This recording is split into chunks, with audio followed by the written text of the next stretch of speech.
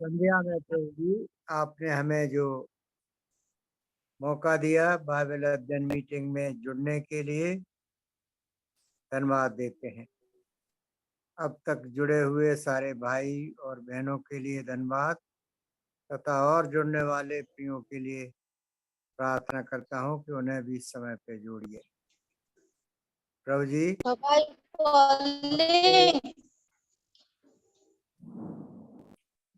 इस आपकी उपस्थिति के लिए प्रभु जी मत्ती 18:20 के अनुसार विनती करता हूं प्रभु आप हमारे मध्य में आइए और साथ साथ प्रभु जी आपके दास भाई मैक्सी क्रेस्टो जो आज हमारे बीच में बाइबल अध्ययन कराएंगे उन पर भी पवित्र आत्मा का अभिषेक दे करके अपनी महिमा कराइए। और प्रभु जी इस जो माध्यम को जिसके थ्रू हम जुड़े हुए हैं शुरू से आप दुरुस्त रखिए और साथ साथ प्रभु जी हम सबका ध्यान जीवित प्रभु परमेश्वर के जीवित वचनों पर लगे। इसके अलावा प्रभु जी हम में से जो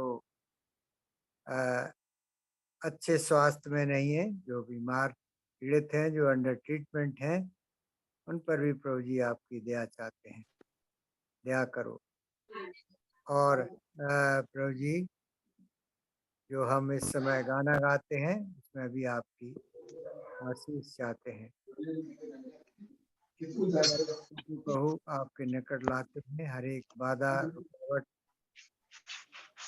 और प्रभु जी आपके नियंत्रण में रखते हुए विनती बड़े विश्वास साथ मसीह नाम से मांगता हूँ, आमीन। आमीन। मेहरबानी से हमें स्क्रीन में दिख रहा है कि बहुत सारे लोगों ने अपना ऑडियो म्यूट नहीं किया है। मेहरबानी से सब अपना ऑडियो को म्यूट कर लें ताकि डिस्टरबेंस ना हो। और भाई मोहन से निवेदन है कि उस कोरस को डिस्प्ले करें। भाई सैमसन उसको गाने में मदद करेंगे। The grand old book.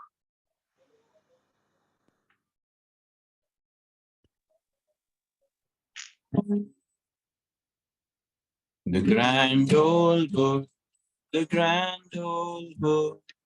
Find the words of comfort wherever you may look.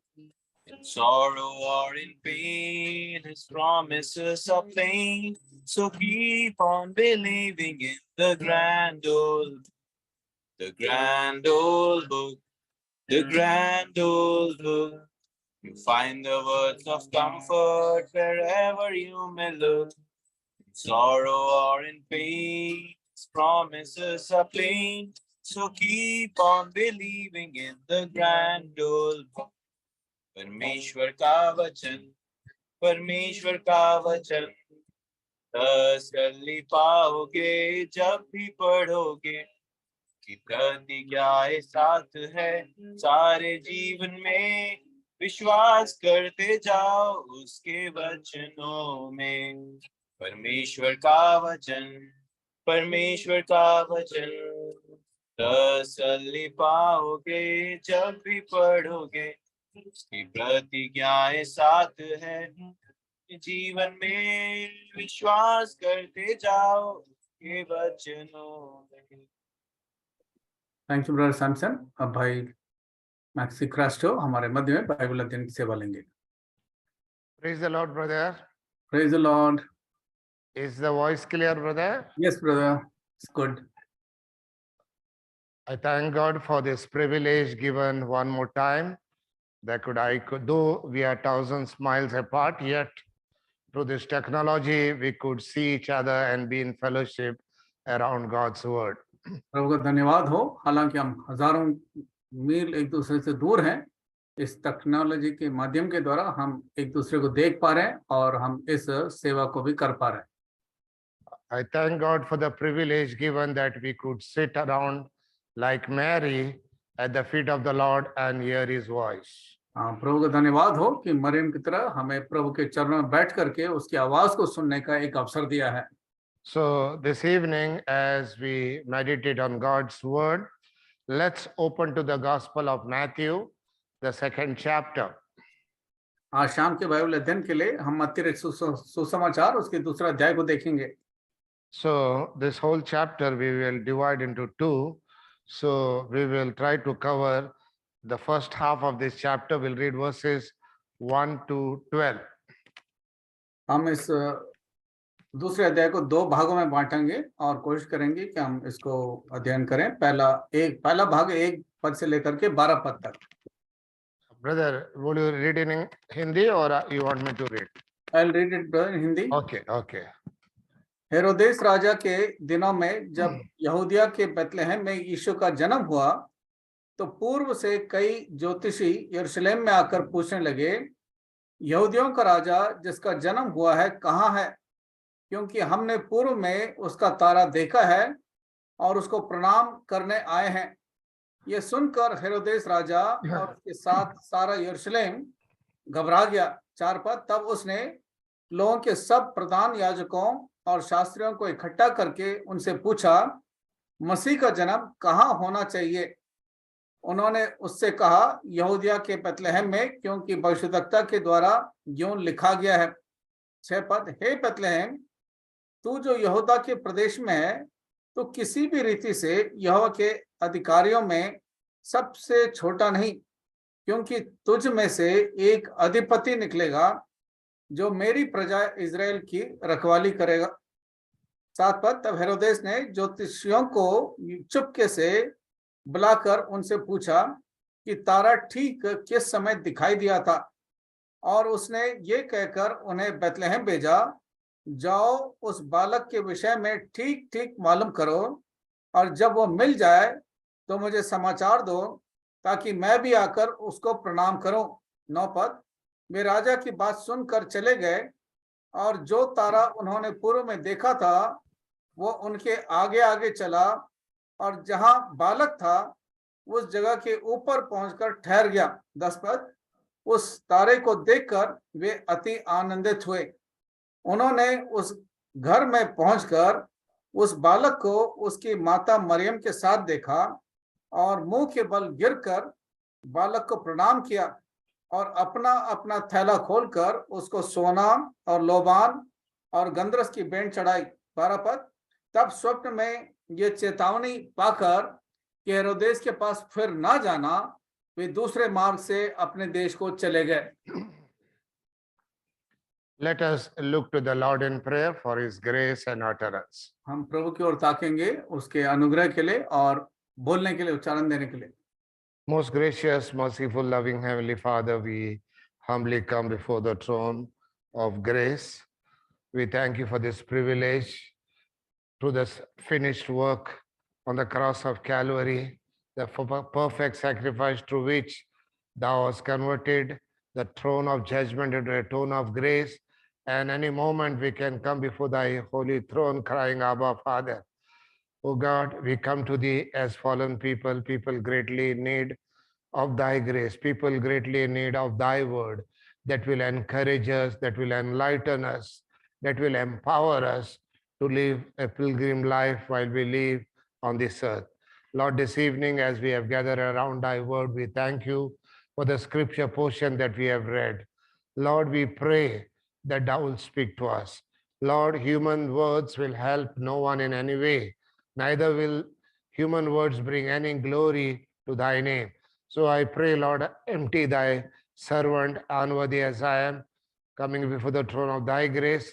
Hide me behind thy cross. Let your words alone be heard. Let your presence alone be felt by your people, O Lord. O Lord, I bring myself under the sprinkling of your precious blood. Let your word flow in abundance, in all simplicity, that each and every one may understand what you have in store for us today, Lord.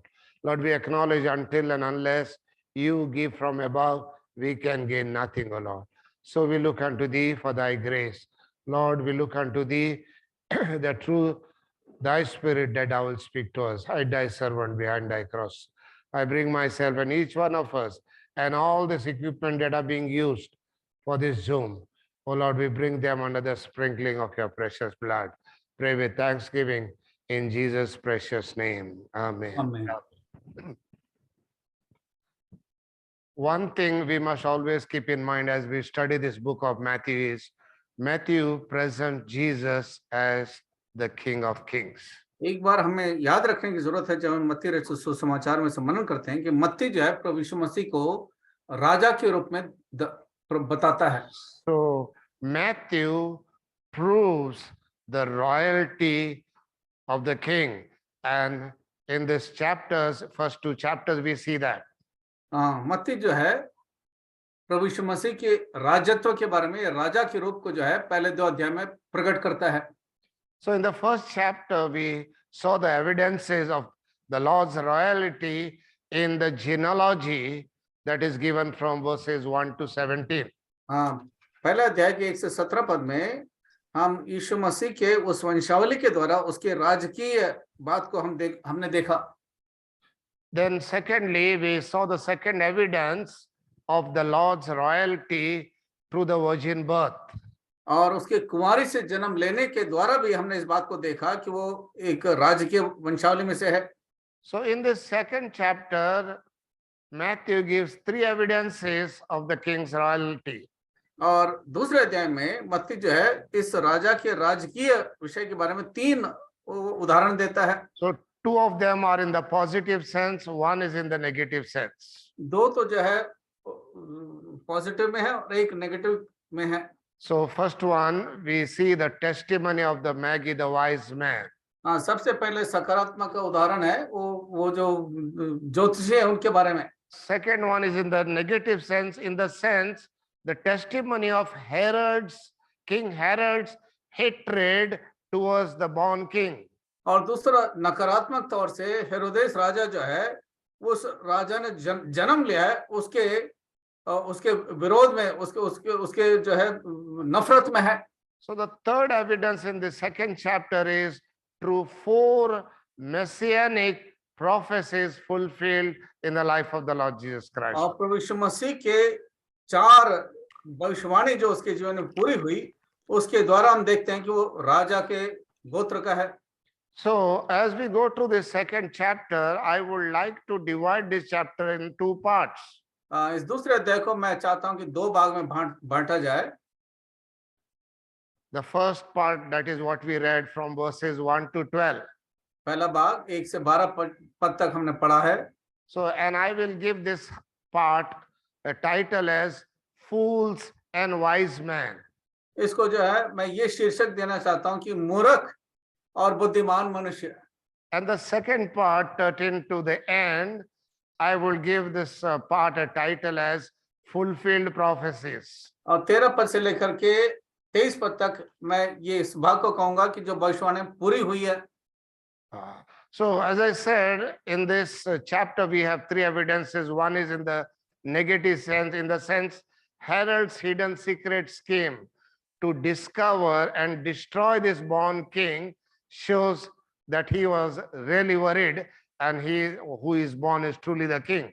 हेरोदेस के नकारात्मक उसके नफरत की बात से कि इस राजा को जो जन्म से है उसको मार डालना चाहता था, उससे इस बात का सबूत है कि सचमुच ये राजा है. So in this part we see this passage shows the fear of King Herod, that what the Magi's had declared about a child could be correct, and that is how it gives testimony to Jesus' true royalty.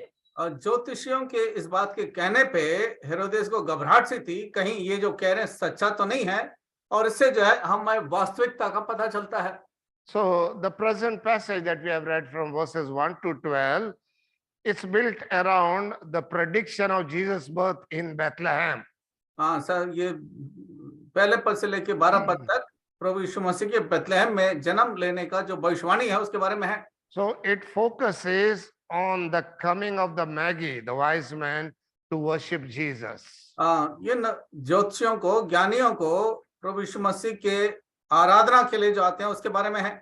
So in this passage we also see 3 basic responses that man respond towards the Lord Jesus Christ. प्रभु यीशु मसीह को किस प्रकार से मनुष्य जवाब देता, उत्तर देता है, उसको हम 3 भागों में देखते हैं.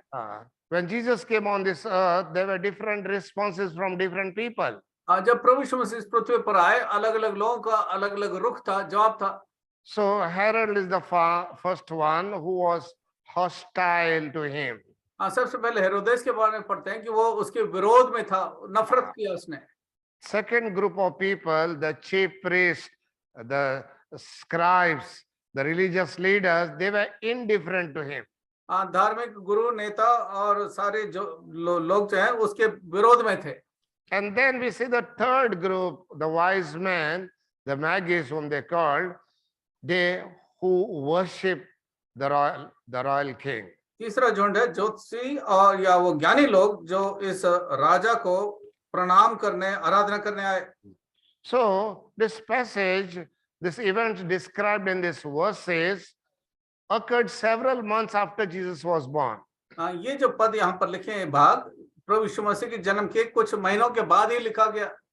The first verse itself shows the family was now, and when Jesus was born in Bethlehem of Judah in the days of Herod the king, behold, there came wise men from the east to Jerusalem. पहले पद में पढ़ते हैं, हेरोदेस राजा के दिनों में जब यहूदिया के बेथलेहम में यीशु का जन्म हुआ तो पूर्व से कई ज्योतिषी यरूशलेम में आकर पूछने लगे। And if we see in the other gospel, in the gospel of Luke, we see what offering they had brought after the days of cleansing. और लूका रचित सुसमाचार में हम पढ़ते हैं कि वो किस प्रकार के जो उपहार भेंट लेकर के आए थे।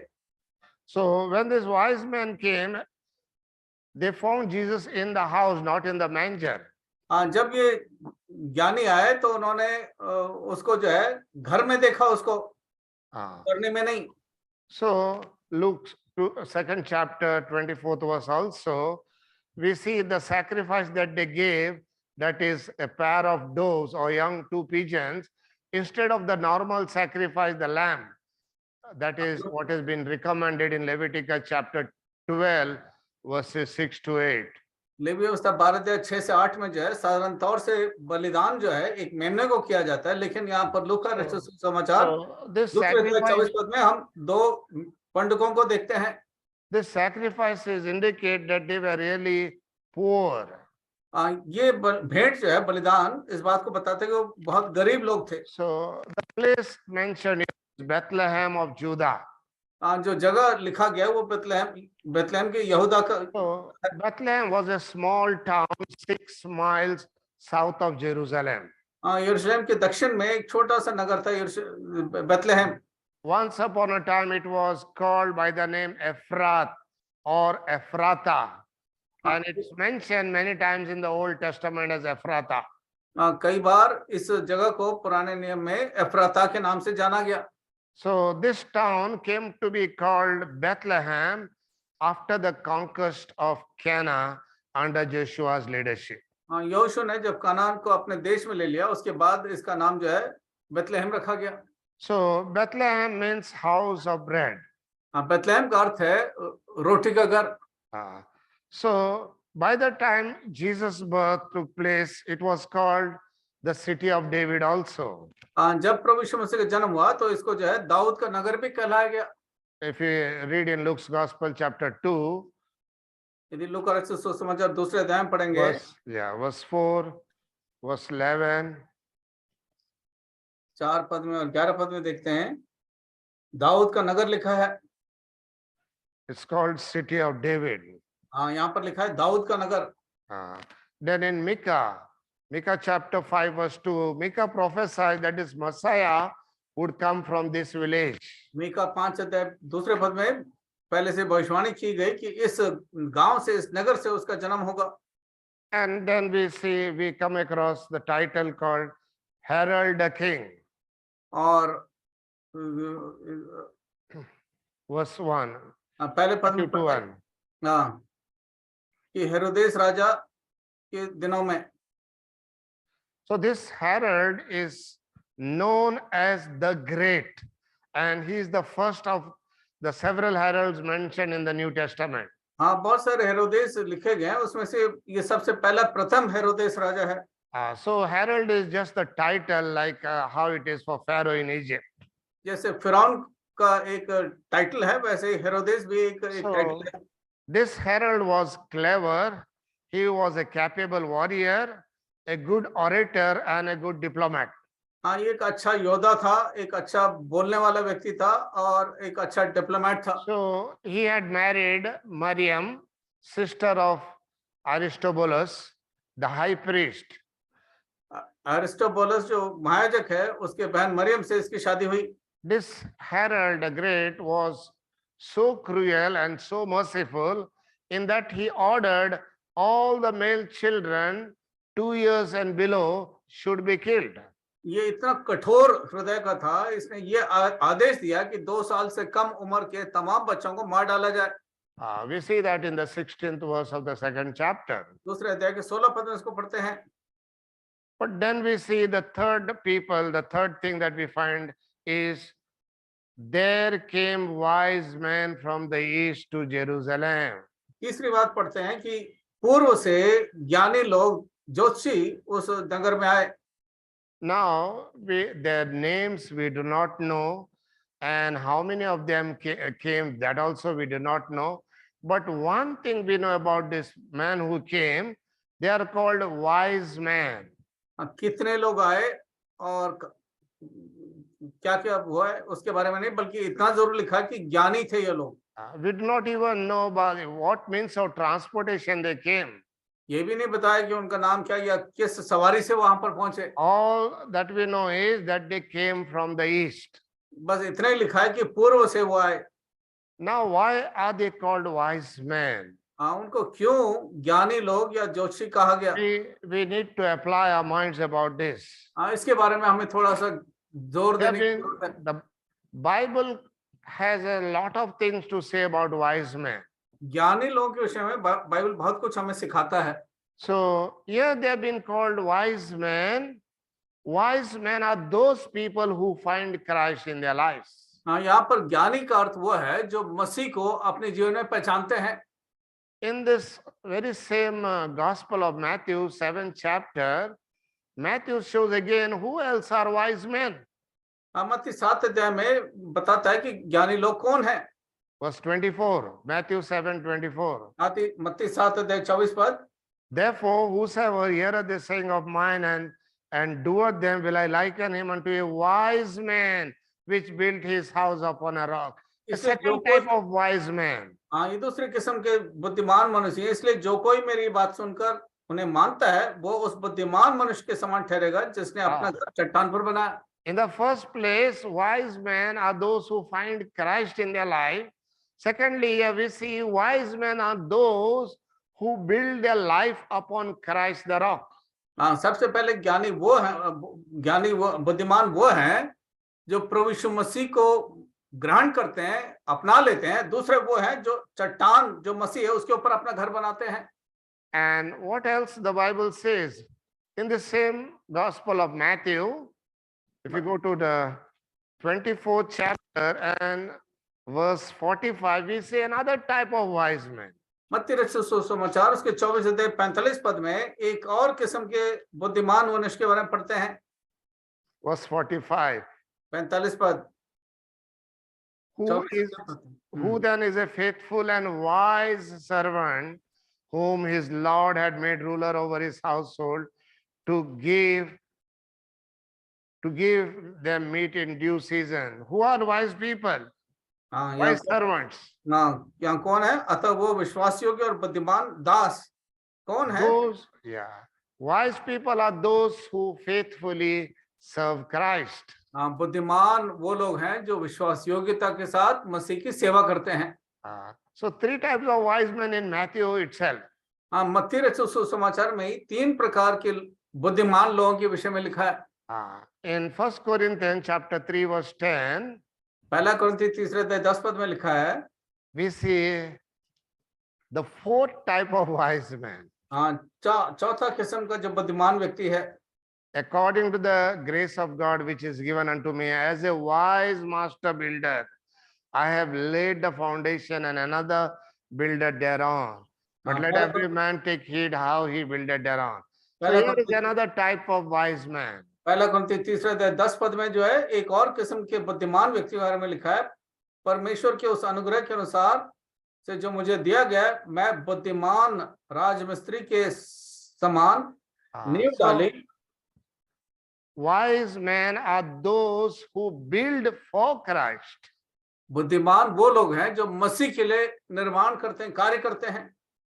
In the same book of 1 Corinthians, the 6th chapter, the 5th verse shows another type of wise man. The पहले 5th कुरिन्थियों type के of छठे wise man. पांचवें पद में पांचवें किस्म के बुद्धिमान के बारे में पढ़ते हैं। I speak to your shame. It is so that there is not a wise man among you, no, not one that shall be able to judge between his brethren. Here's the question mark. Is there not a wise man among you? हाँ, पहले कुरिन्थियों 6:5 में कहता है, क्या तुम्हारे बीच में कोई बुद्धिमान नहीं मिला जो अपने भाइयों का निर्णय कर सके? Who is a wise man here? यहाँ पर कौन है बुद्धिमान? Wise man is one who restores broken relationship between the brethren. ज्ञानी वो है जो भाइयों के आपस में जो रिश्ता टूट गया उस संबंध को जोड़ दें। See, many types of wise men in the word of God. प्रभु के वचन में बहुत सारे किस्म के ज्ञानी बुद्धिमान मनुष्य हैं। We'll see the 6th type, Ephesians chapter 5, इफिसियों के 5 अध्याय में छठे किस्म के verse 15. Verse 15. इफिसियों की पत्री 5 अध्याय 15 पद। So then, that you walk circumspectly, not as fools, but as wise. इसलिए ध्यान से देखो कि कैसी चाल चलते हो, निर्बुद्धियों के समान नहीं पर बुद्धिमानी के समान चलो। Redeeming the time because the days are evil. See, wise men are those who use every opportunity, every moment the Lord gives for the sake of Christ. बुद्धिमान वो हैं जो हर घड़ी जो प्रभु ने उनको दिया है उसको मसीह के लिए इस्तेमाल करते होंगे। So, Bible has a lot to say about wise men. Bible को बुद्धिमान मनुष्य के बारे में बहुत कुछ कहना है। So, my dear brothers and sisters, these wise men came to seek Christ. प्रियो, ये बुद्धिमान लोग मसीह को देखने आए। We'll see the 7th type of wise men. 7वें किस्म के बुद्धिमान व्यक्ति को देखते हैं। James chapter 3, याकूब पत्री 3 अध्याय verse 13. 13 पद। Who is a wise man and endued with knowledge among you? Let him show out of a good conversation his works with meekness of wisdom. तुम में ज्ञानवान और समझदार कौन है जो ऐसा हो वो अपने कामों को अच्छे चाल चलन से उस नम्रता सहित प्रकट करे जो ज्ञान से उत्पन्न होती है। Who is a wise man here? यहाँ पर कौन है बुद्धिमान? See, the nature of the Lord is mentioned here. See, the Prabhu- wise men are those who live a Christ-like life. बुद्धिमान वो है जो मसीह समान अपना चाल चलन रखें। So we see 7 types of wise men, and out of them, this who came to worship the Lord. 7 किस्म के बुद्धिमान लोगों के देखते हैं, उनमें से ये बुद्धिमान जो है प्रभु को आराधना करने प्रणाम करने आए। So all that we know about them is they came from the east. That means the meaning here is from the rising of the sun. ये बस इतना ही लिखा, पूर्व से आया, इसका अर्थ ये है कि सूरज के उठने के स्थान से। So when they came asking, where is he who is born king of the Jews? वो आए ये पूछते हुए कि वो कहाँ है जो राजा उत्पन्न होना है। So they were assuming that anyone and everyone would certainly know of this special baby that is born king. उन्होंने ये विश्वास किया कि सबों को इस बात का ज्ञान होगा कि ये राजा कहाँ पर पैदा होगा। But they must have been shocked to discover that no one seems to know वो बड़े where this अच्छे child king is born. कि किसी को इस बात का ज्ञान नहीं कि ये राजा जो है ये जन्म कहाँ हुआ है। So, but this wise men, they called Magi's, they saw a star and they were led to find the child to worship him. इन ज्योतिषियों ने, बुद्धिमान लोगों ने उस तारे के द्वारा उसको राजा को ढूंढने आए। So one thing we know, the Lord gave them the sign of the star. एक बात तो जरूर है, यहाँ पर परमेश्वर ने उनको उस तारे के रूप में एक चिन्ह दिया था। But the Bible doesn't identify or explain about the star. It may have been the Lord's glory, Shekinah glory. उस तारे के बारे में कुछ खास लिखा नहीं है, लेकिन परमेश्वर की महिमा का तारा होगा। The same glory, the light that shined around the shepherds when Jesus' birth was announced by the angels. हाँ, वही महिमा जो चरवाहों के चारों तरफ थी जब स्वर्गदूत ने प्रभु यीशु मसीह के जन्म के विषय में बताया। What we find in Luke's Gospel, chapter 2, verse 9. So we don't know much about this star.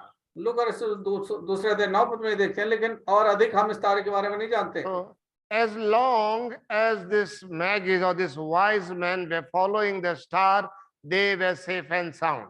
जब तक कि वो इस तारे को देख करके चले, सुरक्षित थे। But the moment they use the human wisdom in going to the king there and asking him, they thought perhaps this king, local king, will know where this king is born. जैसे उन्होंने अपना दिमाग लगाना शुरू किया, अपना ज्ञान इस्तेमाल किया और फिर स्थानीय जो राजा है उससे पूछने के लिए चले गए कि कहाँ ये राजा जन्म होगा। So till thus far, the star has been leading them, guiding them to the place where Jesus was born. जहां तक हेरोदेस के पास नहीं पहुंचे थे, उस तारे ने इनको अगुवाई की कि कहां पर राजा जन्म होगा। So here is a lesson: as long as we depend upon the Lord, His word, His source of guidance, we will be safe and secure. हाँ, ये हमें शिक्षा है कि जब तक हम प्रभु की ओर देखते रहेंगे, हम सुरक्षित रहेंगे और सही अगुवाई प्राप्त करेंगे। So in the wisdom, they thought, okay, this king, the local king, will give us the right direction. And they went, saying, where is he that is born King of the Jews? For we have seen his star in the east and are come to worship him. अपनी बुद्धि को इस्तेमाल करके स्थानीय जो राजा था उसके पास चले गए कि शायद उसको पता होगा कि राजा जो जन्म हुआ है कहां पर हो। So by this time, it is proved that this Magi, these wise men, were not following the star. Is clear in the fact that they had to inquire with some people. इस बात से बड़ा पक्का हो जाता है कि अब उन्होंने उस तारे को छोड़ करके मनुष्यों से पूछने चले गए। But when they returned and the Lord in his mercy revealed that star again. जब वो वहां से बाहर निकले तो परमेश्वर ने अपनी दया और करुणा में उस तारे को दोबारा उनको प्रकट किया। So that is about the arrival of the Magis, the wise men. ये इन जोशियों का, ज्ञानी लोगों का आने के विषय में है। Now as they arrived, as they brought this news, now what happens is Herod is agitated, he is stirred up, he is filled with anger. जैसे ये खबर उनको मिली और हेरोदेस को ये खबर मिली तो एकदम से बड़ा गुस्से में था, नफरत में था। We read that from verses 3 to 8. इसको 3 पद से लेकर के 8 पद तक पढ़ते हैं। When Herod the king had heard these things, he was troubled, and all Jerusalem with him. And when he had gathered all the chief priests and scribes of the people together, he demanded of them where Christ should be born. तीसरा और चौथा पद, ये सुनकर हेरोदेस राजा और उसके साथ सारा यरूशलेम घबरा गया। तब उसने लोगों के सब प्रधान याजकों और शास्त्रियों को इकट्ठा करके उनसे पूछा, मसीह का जन्म कहाँ होना चाहिए। The wise men, when they saw the star, they rejoiced. They were very happy. They decided to follow the star wherever it may lead them, how many days it may take them. We will go and worship the born king. हाँ, जैसे इन ज्ञानी लोगों ने उस तारे को देख करके बड़े आनंदित हुए कि चाहे कितने ही दिन लग जाए उस राजा तक पहुंचने में, बड़े आनंद के साथ, हर्ष के साथ वहां चले गए। But the response of Herod was just exactly opposite. लेकिन हेरोदेस का जो उत्तर था इसको ठीक विपरीत था। So the wise men rejoiced in hearing of Jesus' birth, but Herod was troubled when he heard the birth of the king. ज्ञानी तो बड़े आनंदित हुए इस बात को सुन करके, लेकिन हेरोदेस घबरा गया। So, and there is a reason to fear, because to Herod, the appearance of this impressive company of wise men renewed his political threat from the east who came with this news.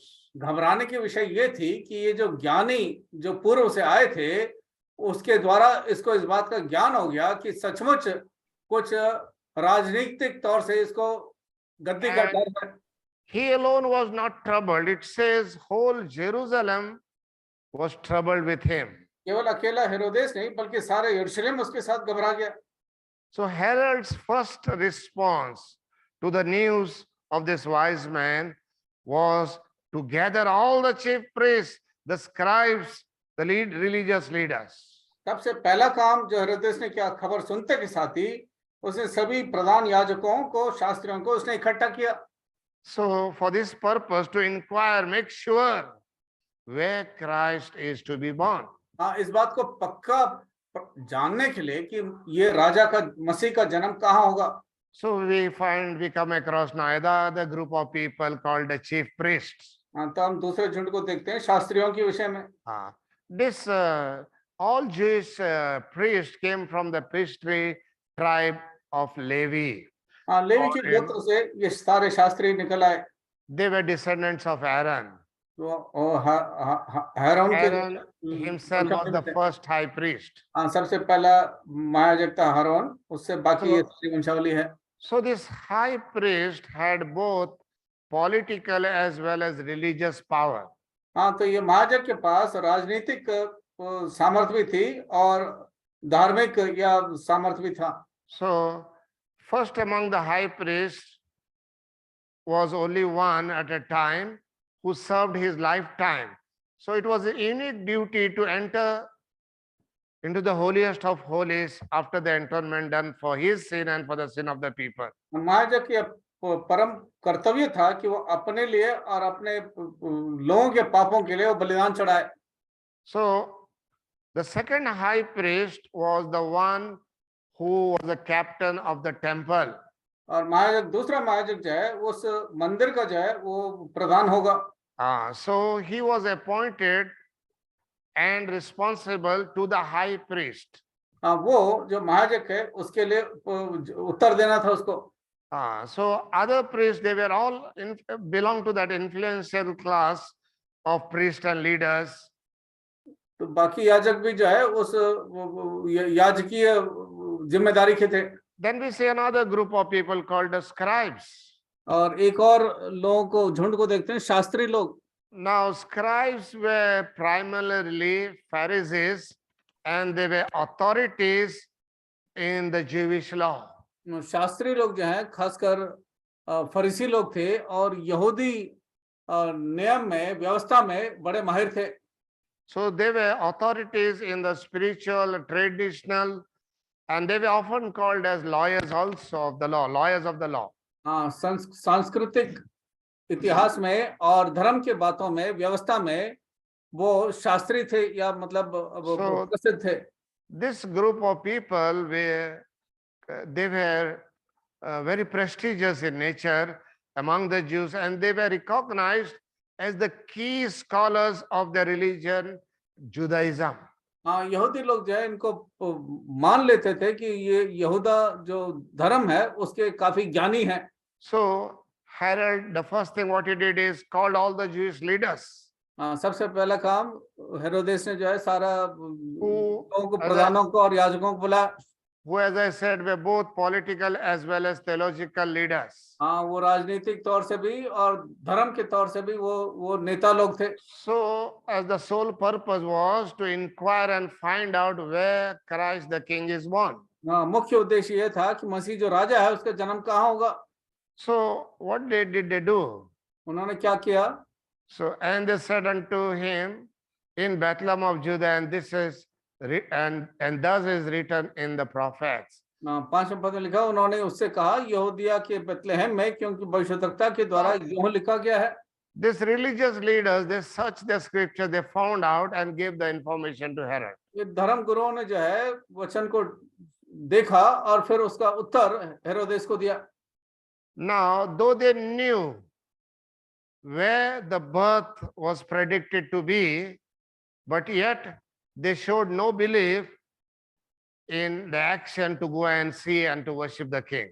जबकि उनके पास ज्ञान तो था, समझ तो थी कि कहां पर जन्म होगा, लेकिन उनके अंदर ये लालसा नहीं थी कि उस राजा को जाकर के देखें और उसको आराधना करें, प्रणाम करें।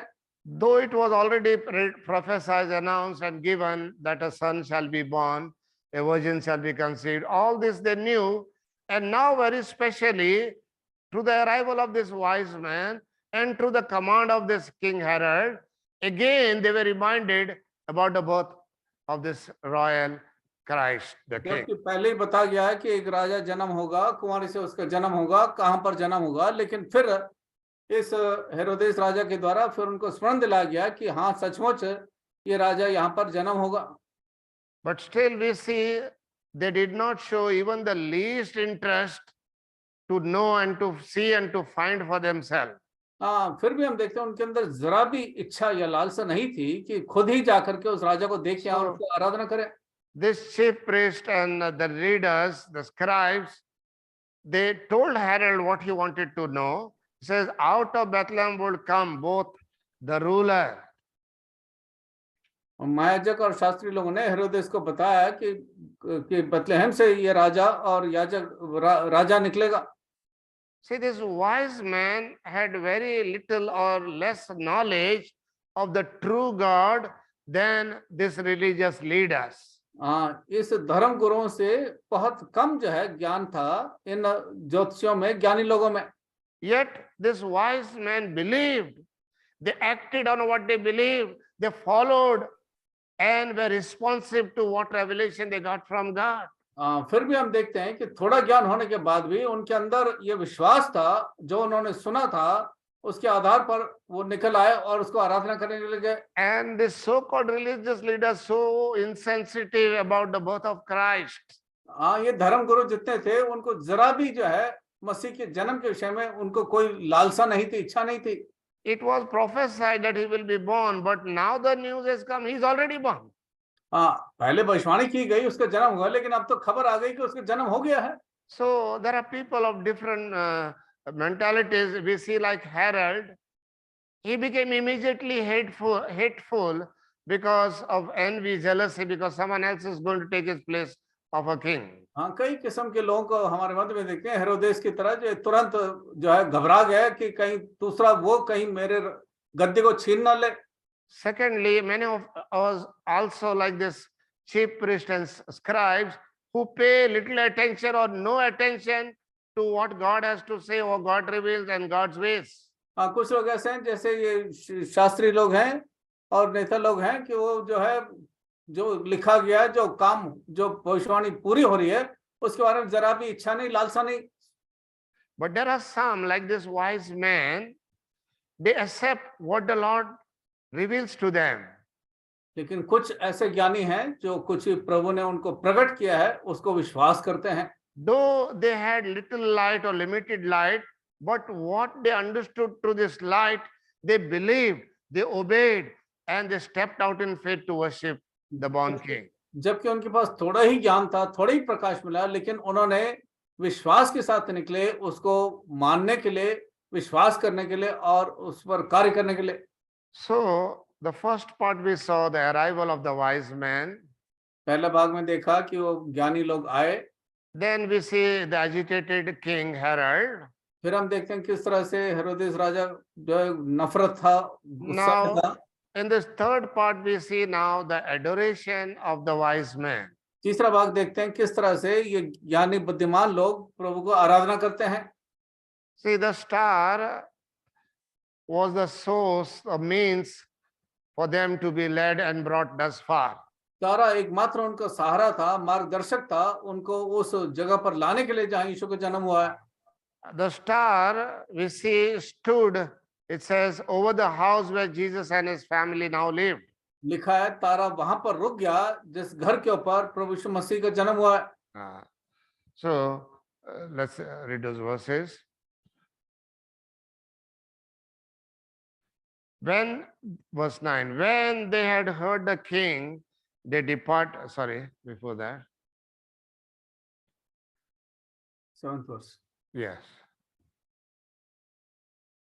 Verse 6 onward. And thou, Bethlehem, in the land of Judah, art thou not the least among the princes of Judah, for out of thee shall come a governor that shall rule my people Israel. Then Herod, when he had privately called the wise men, inquired of them diligently what time the star appeared.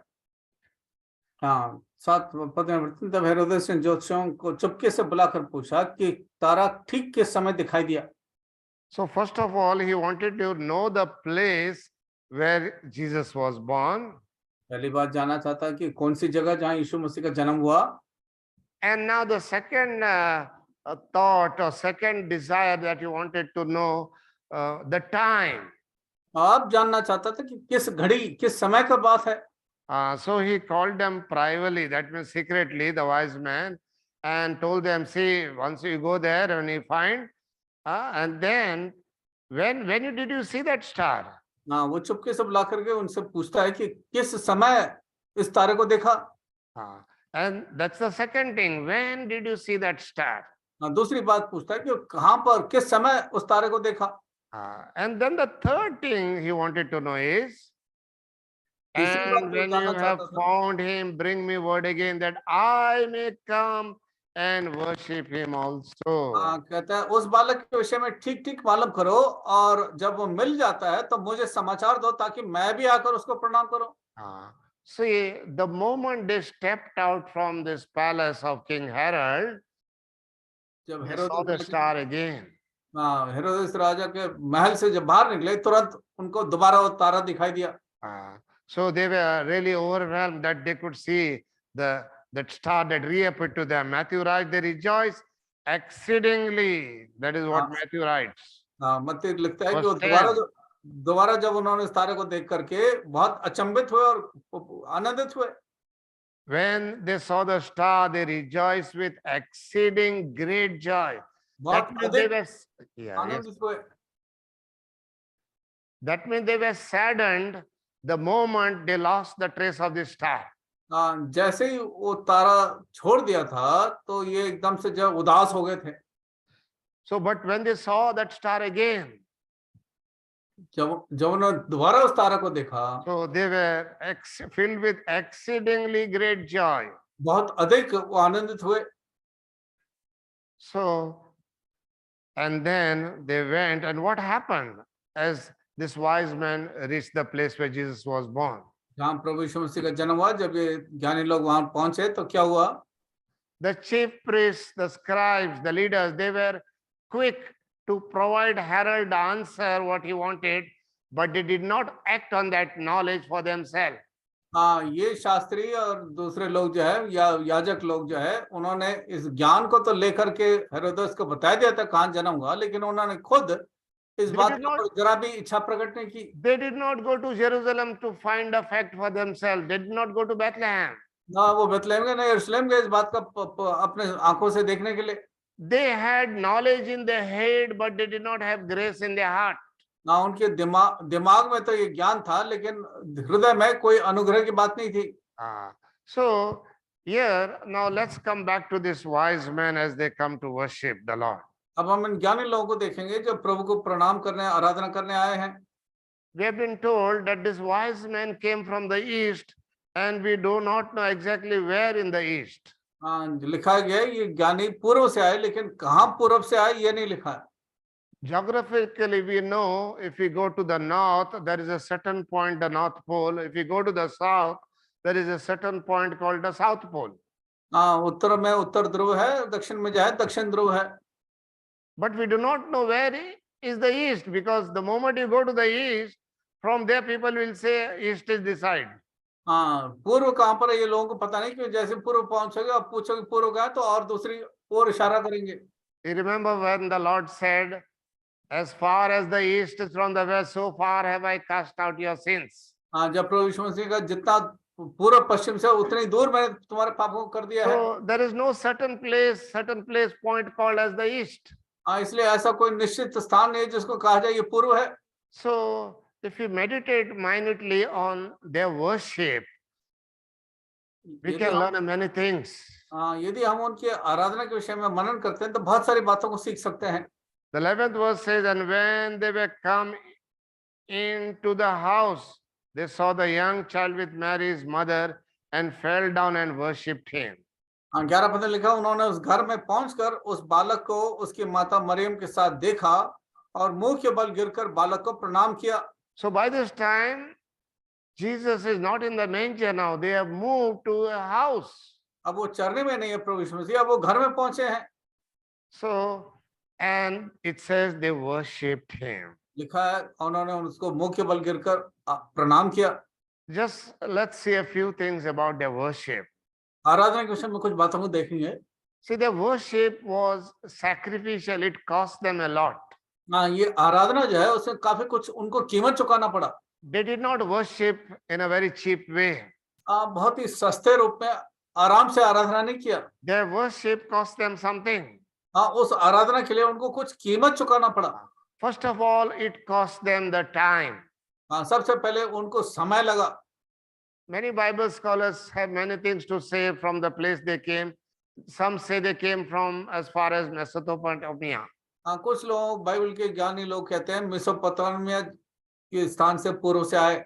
If that is true, that is around 100 miles from their homes to come to worship the Lord. यदि ये बात सत्य है तो कम से कम 100 मील दूर है उनके घर से यहाँ तक आने में। Just imagine, to worship the Lord, they come from so far. हाँ, याद रखिए प्रभु को प्रणाम करने के, दंडवत प्रणाम करने के लिए इतनी दूर से आए। The place is open. It's not mentioned Mesopotamia, but it could be anywhere in the east. हाँ, लिखा तो नहीं मेसोपोटामिया, लेकिन कहीं पर भी हो सकता था पूर्व में। So imagine from how far they must have come to worship the Lord. अब अनुमान लगाइए कि कितनी दूर से आराधना करने के लिए आए, प्रणाम करने And के they लिए। are not ordinary people, they are well-off people. साधारण लोग नहीं बल्कि बहुत उच्च दर के लोग हैं। So they made a decision to take up this tedious journey, this risky journey, not knowing where the star will lead them to. हाँ, उनको इस बात का प्रमाण तो नहीं था कि कहाँ ये तारा ले जाएगा, लेकिन फिर भी उन्होंने निश्चय करके इस कठिन यात्रा को आरंभ किया। And perhaps it took them months together to reach that place. हो सकता कई महीने लग गए होंगे उनको उस स्थान तक पहुंचने में। One reason for that is because when they reached, the child was not in the manger, he is in a house. हाँ, एक तो कारण ये इसलिए है क्योंकि अब वो चरने में नहीं है बल्कि वो एक घर में है। It would have required a lot of expenses on the way. If it is a month's journey, assuming it's just a month's journey, imagine how much expense on the way. मान लीजिए एक महीने की यात्रा होगी तो याद रखिए कि एक महीने की यात्रा के लिए कितना कीमत चुकाना होगा। The journey involved danger. खतरा था रास्ते में। The journey involved trouble. बड़ी समस्याएं थी यात्रा Yet they में। made this trip. और फिर भी उन्होंने इस यात्रा को किया। They paid the price to see and to worship Jesus. दाम चुकाया, कीमत चुकाया मसीह को देखने के लिए, उसको प्रणाम करने के So लिए। even today, worship is costly, worship is sacrificial. मान लीजिए, याद रखिए आज भी जो है आराधना के लिए कीमत चुकाने की आवश्यकता है, उसमें बलिदान की आवश्यकता है। Most of us can reach the church within minutes of traveling. आजकल बहुत सारे लोग कुछ ही मिनटों में जो है उस स्थान को पहुंच जाते हैं। But yet we are so late to reach worship service. और फिर भी आराधना के समय पर पहुंचने के लिए बहुत विलंब करते हैं, देर करते हैं। Many people think that Jesus is not worth that time. कई लोग सोचते हैं कि शायद यीशु मसीह को उतना समय का कीमत देने की आवश्यकता नहीं है। Some will give 1 hour, some may give 2 hours, and they will go on looking at the watches all the time. कुछ लोग 1 घंटा देंगे, कुछ लोग 2 घंटा देंगे और हमेशा घड़ी देखते रहेंगे।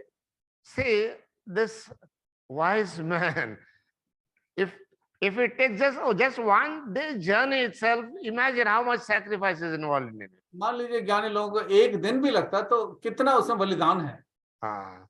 See, and so much risk involved, so much expenses. They gave up their comfort, they gave up their family, they gave up everything to come and see Jesus, come and worship Jesus. अपने जीवन में इतना खतरा था, इतना कीमत था, इतनी मुश्किल थी, कठिनाई थी, लेकिन फिर भी इस यीशु के पास आने के लिए उन्होंने सब कुछ त्याग, बलिदान किया, अपने परिवार को छोड़ करके वो यहाँ पर आए। Many of us, we come to the church, we go through the motions, but we do not really worship the way we need to worship the Lord. कई लोग अपना सारा कुछ करते तो हैं पहुंचने के लिए, लेकिन जिस रीति से प्रभु को आराधना करना वो नहीं करते हैं। Worship is an investment. आराधना में जो है आपको कुछ कीमत चुकाने की आवश्यकता है। Investment of time. अपना समय देने की आवश्यकता है। out of the time given, we need to give that time to the Lord Jesus Christ. जो समय प्रभु ने हमको दिया है उसमें से प्रभु को कुछ समय देने की आवश्यकता है। They literally gave themselves for this cause to be at the feet of Jesus Christ. उन्होंने वास्तविकता में अपने आप को सौंप दिया, समर्पण किया प्रभु के चरणों में आराधना के लिए जाने में। That is what he expects of us. प्रभु हमसे यही उम्मीद रखता है। He wants us to come to a place where we'll forget about ourselves, we will forget about our belonging, we will forget who we are, we will forget all the comforts and just focus on Jesus and who he is. हाँ, वो यही चाहता है कि हम इस बात को भूल जाएं कि हम क्या हैं, हमारे परेशानी क्या है, हमारा परिवार क्या है, पर वो चाहता है कि केवल यीशु मसीह को ही हम अपने विचारों में रखें, उसी को आराधना करें। They were willing to forget about themselves, to forget about their comfort. They were yielding to yield up all that they had at the feet of the Lord Jesus Christ. वो अपने आप को भूल करके, अपने तमाम सुख विलास को, आराम को छोड़ करके प्रभु के चरणों में जाने के लिए बड़ी लालसा के साथ, इच्छा के साथ त्याग बलिदान करके पहुंचे। That reminds me of a picture in Romans chapter 12 verses 1 and 2. हाँ, I ये beseech you, brethren, by the mercies of God, that you present your bodies a living sacrifice, which is pleasing and holy, acceptable unto the Lord.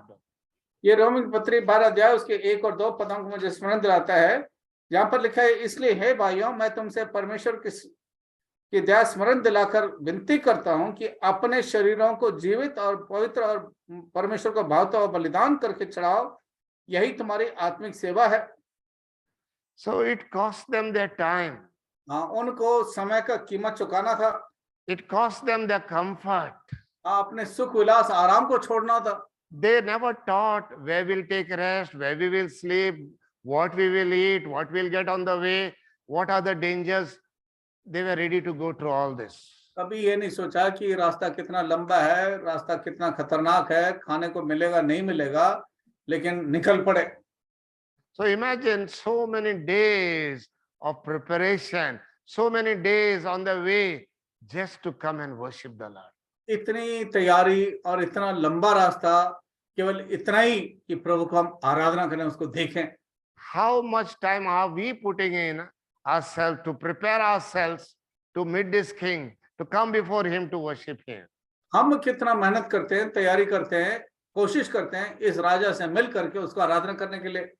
Secondly, it not only cost them their time, it also cost them their treasures. ना केवल समय, बल्कि उन्होंने कुछ बेशकीमती चीज लेकर के आए। Much expenses they had to spend on the way. बहुत सारे उनको बीच में खर्चना था। As many say they were just 3 of them. No, they were not 3 of them. They were perhaps many. They were traveling in a caravan. Perhaps they had to carry the daily water, food sources to cook and all those things. Because in those days, no hotels and inns on the way. Mostly it was barren land and desert land. उन दिनों में hotel के बारे में कुछ था नहीं। लोग शायद 3 नहीं बल्कि बहुत सारे लोग होंगे, क्योंकि यात्रा लंबी थी। खाना पीना सब कुछ वो अपने साथ लाद के लेके गए होंगे लंबी यात्रा में। See, imagine how much it costs to really worship the Lord the way we need to worship him. याद रखिए, जिस रीति से हमें प्रभु को आराधना करना, उसके लिए कितना कुछ हमें कीमत चुकाने की आवश्यकता है। Remember the costly gifts that they brought along. जो कीमती जो उपहार भेंट लेकर के आए थे उसके बारे में Remember the dangers. Perhaps because of the dangers, they must be carrying along with them armored guards or soldiers type with swords or something to defend themselves. हो सकता है क्योंकि महंगा उपहार अपने साथ लेकर के आए थे, हो सकता है कुछ सैनिकों को या अंगरक्षकों को लेके आए होंगे। They gave precious gifts that cost them the treasure. हाँ, बहुत ही बेशकीमत महंगी उन्होंने जो है वहां पर उपहार भेंट लेकर के आए। So all this cost them the treasure. The worship was not cheap for them. तो ये सब को देखते हुए हम कह सकते हैं कि आराधना करना, प्रभु को दंडवत प्रणाम करना सस्ती बात नहीं थी। They gave the gifts with no strings attached. उन्होंने जो कुछ भी उपहार भेंट दिया था उसके साथ कुछ उन्होंने जो है शर्तें नहीं रखी। So as they reached the house, they opened the treasures and presented gifts unto him. जैसे वहां पहुंचे घर में, उन्होंने अपना थैला खोल करके अपना उपहार वहां पर निकाला। They carried these gifts hundreds of miles, protecting them along the way from the dacoits and robbers and all the evil forces.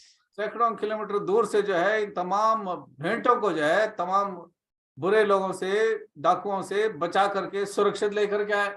Another area of their worship is दूसरा आराधना करने का जो विषय था, it cost them their testimony. उनको अपने गवाही को भी जो है संभालना था। This man gave financially, इन्होंने पैसा वैसा दिया, but the greatest treasure they gave is they gave themselves. सबसे बड़ा उपहार उनका ये था कि उन्होंने अपने आप को समर्पण किया। In the sense they were not ordinary men. साधारण लोग नहीं थे ये, They were taught, they were learned men, they knew how to follow or be guided astronomically by the star. पढ़े लिखे ज्ञानी लोग थे जिसके कारण से वो तारा को देख करके तारा के साथ साथ चले। So all evidences suggest that this man, this wise man, represented some high class of people. ये सब इस बात का प्रमाण देता है कि ये ज्ञानी लोग जो है बहुत उच्च किस्म के, उच्च स्तर के लोग थे। Because when they arrived at King Harold's palace, even King Harold was moved. It's not easy for ordinary people to go into the palace and say, "King, we have seen a star." I said, who these foolish people are? What are they talking about? No, this man, their lives were impressive. There was some royalty in them. ये साधारण लोग नहीं थे, कुछ उच्च किस्म के ज्ञानी थे जिसको बड़े आराम से राजा के महल में जाने की अनुमति नहीं थी, लेकिन ये लोग गए। They held significant power, they held significant possession, they held significant position in society, so much so their presence brought fear and trembling and trouble to the palace and the whole Jerusalem as well. उतने उच्च स्तर के लोग थे, पढ़े लिखे थे, ज्ञानवान थे, और जो पार और बेटे सब लेकर के आए, उन तमाम चीजों को देख करके राजा और दूसरे लोग महल में घबरा गए। And perhaps there were surely more than 3, otherwise it was not easy to trouble the whole city. 3 से कहीं अधिक लोग होंगे, नहीं तो सारा शहर जो है नहीं घबराया होगा। How could these 3 men just travel through these desert areas and wilderness in those days? Would be absolutely foolishness. केवल 3 ही लोगों ने याद करा क्या होगा, ये तो सोचना बड़ा मूर्खता होगा। Perhaps they were assistants, they were cooks, they were guards, they were people who would lead camels or whatever animal that they came with. तमाम जो यात्री सवारी था उसको चलाने वाले और उसके खिलाने पिलाने वाले और अंगरक्षक और तमाम हथियार वाले, खाना पकाने वाले, बहुत सारी भीड़ रही होगी। That is why Harold got nervous when these people showed up in the palace. इस कारण इन लोगों को देखते के साथ ही हेरोदेस राजा घबरा गया।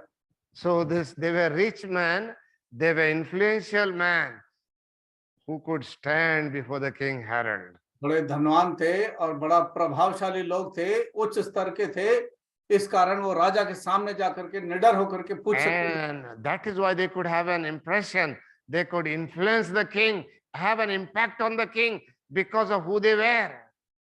जो कुछ वो थे उसके कारण राजा को प्रभावित कर सके।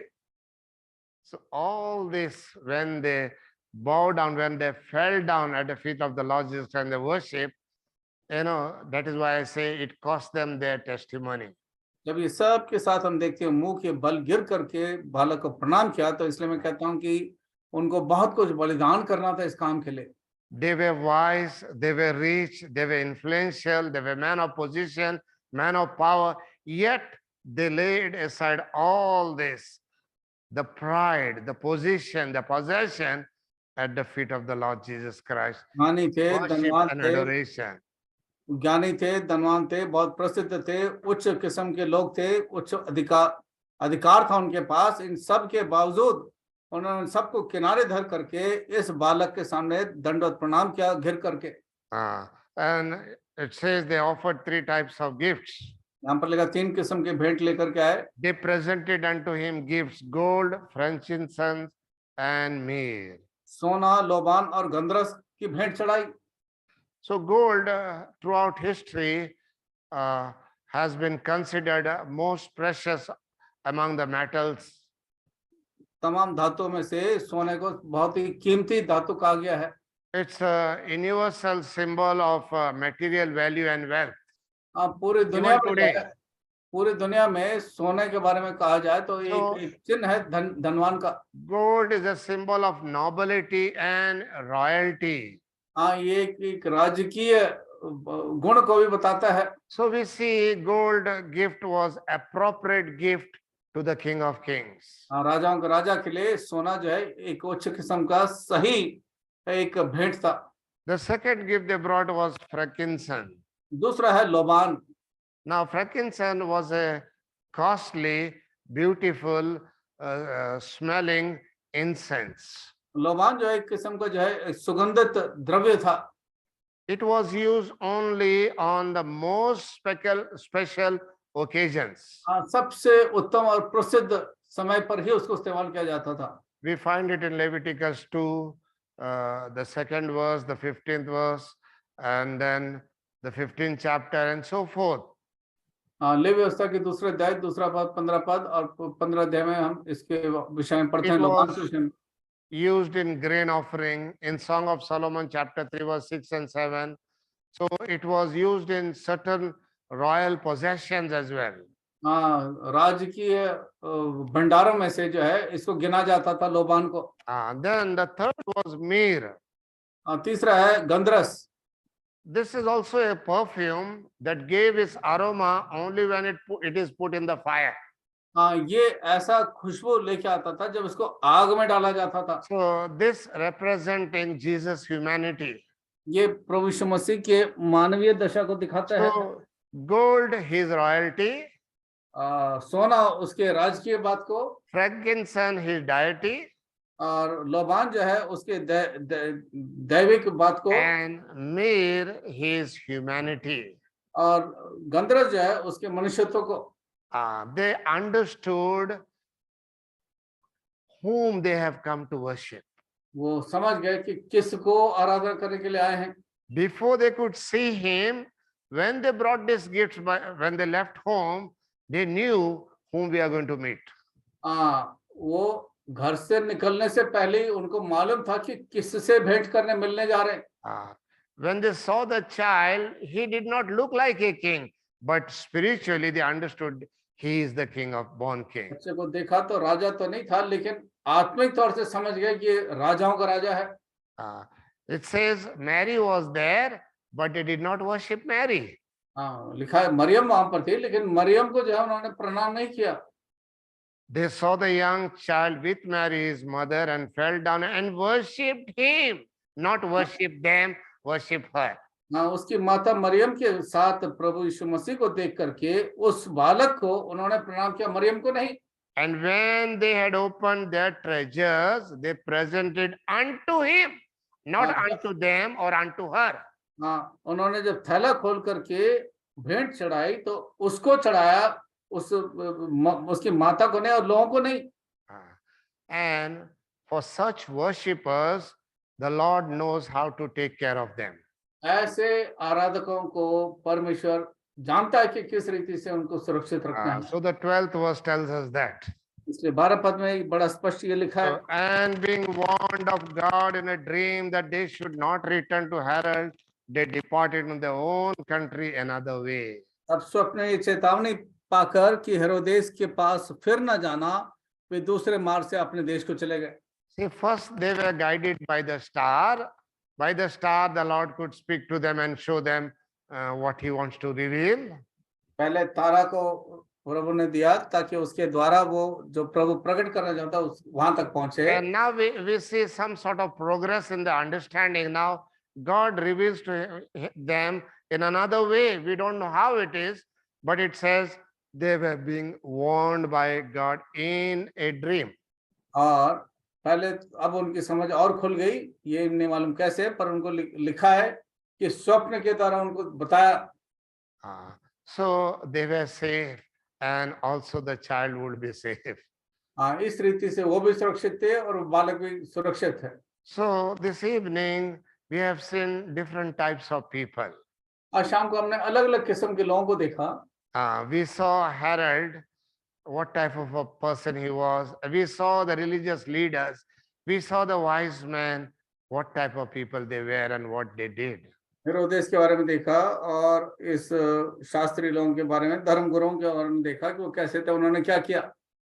The religious leaders, though they had the scriptures with them, though they had access, they could find search and inform the king, but they themselves did nothing about it. Shastri जो धर्म गुरु थे, व्यवस्था के बारे में अच्छी तरह जानते थे, उन्होंने प्रभु का जन्म कहाँ होना ढूंढ करके राजा को बताया, लेकिन उनको खुद को अपने आप के लिए कोई चिंता नहीं थी। But the wise men, they had little knowledge. Only thing that they saw was that star. And through that, they were inspired to go and see, risk their life, risk everything, put everything on the thread, just to see and worship the Lord. ज्ञानी लोग थे, साधारण थे, थोड़े ही थे, लेकिन उन्होंने इस बात को समझ करके अपने जीवन को खतरे में डाल करके तमाम त्याग बलिदान करके हुए इस राजा को आराधना करने, प्रणाम करना। That is why God calls them wise men. इस कारण परमेश्वर उनको ज्ञानी बोलता है। What God calls about you and me today? प्रभु मेरे और आपके बारे में क्या कहता है? How is our life of worship today? आज हमारा आराधना का जीवन कैसा है? How much do we sacrifice or ready to go through in order to come and worship this King of Kings? हम कितना बलिदान करते हैं इस राजाओं के राजा को आराधना करने के लिए? May God continue to speak to us and inspire us that we may be like this wise man in the scriptures. प्रभु लगातार हमसे बातचीत करें कि हम इस बुद्धिमान लोगों के समान बने जो वचन में दर्शाया गया है। Let us pray. Yes, आइए brother. हम प्रार्थना करेंगे। भाई जॉन दासन से निवेदन है कि प्रार्थना करें और बेनेडिक्शन दें। भाई John Dasan.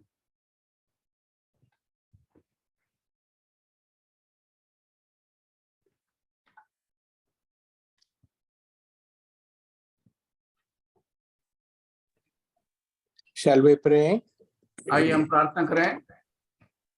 Our loving Heavenly Father, our Almighty and gracious God, हमारे प्रेम ईश्वर के पिता, सर्वशक्तिमान और अनुग्रहकारी परमेश्वर, Lord, we thank you for this great privilege given to each one of us to come together around your word and to hear thy still small voice speaking to us by the Holy Spirit through thy servant. धन्यवाद देते हैं प्रभु, आपने हम सबों को ये सौभाग्य दिया कि हम आपके मधुर धीमी आवाज को प्रभु सुन सकें आपके दास के द्वारा पवित्र आत्मा के जरिए।